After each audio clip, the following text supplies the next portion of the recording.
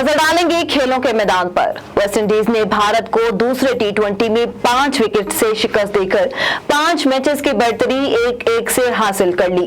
भारतीय टीम पहले बैटिंग करते हुए मुकर्रर 20 ओवर्स में 138 रन बनाकर ऑल आउट हो गई। जवाबी इनिंग्स में वेस्टइंडीज ने भारतीय हदफ 5 विकेट के नुकसान पर आखिरी ओवर में हासिल कर लिया। शानदार बॉलिंग परफॉर्मेंस पर वेस्टइंडीज बॉलर्स और बैट मौकाए मैच के बेहतरीन करार दिए गए। कॉमनवेल्थ गेम्स में स्क्वाश कोर्ट से अच्छी खबर आ गई।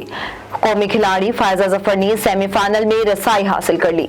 बर्मिंघम में जारी मेगा इवेंट में women's squash quarter final match में पाकिस्तानी खिलाड़ी फायजा जफर ने गियाना आशई खलील को शिकस्त देकर अगले मरहले के लिए क्वालिफाई कर लिया। फायजा जफर का सेमीफाइनल में सामना मंगल को भारतीय हरीफ सुनैना सारा कुरुवेला से होगा। फ्रांस की टेनिस स्टार कैरोलिन गार्शिया ने पोलैंड ओपन टेनिस टूर्नामेंट जीत लिया। उन्होंने विमेन सिंगल फाइनल मैच में रोमानिया की हरीफ खिलाड़ी एना बोगडेन को शिकस्त देकर टाइटल अपने नाम किया। WTA के ज़ेरे एहतमाम खवातीन के टेनिस मुकाबले पोलैंड के दारुल हुकूमत वारसा में जारी हैं। WTA टूर्नामेंट में खवातीन के सिंगल्स मुकाबलों के फाइनल मैच में 28 साला फ्रांसीसी खिलाड़ी कैरोलिन गार्शिया ने उम्दा खेल पेश करते हुए रोमानिया की हरीफ खिलाड़ी एना बोगडेन को स्ट्रेट सेट्स में 6-4 और 6-1 से हराकर टूर्नामेंट जीत लिया।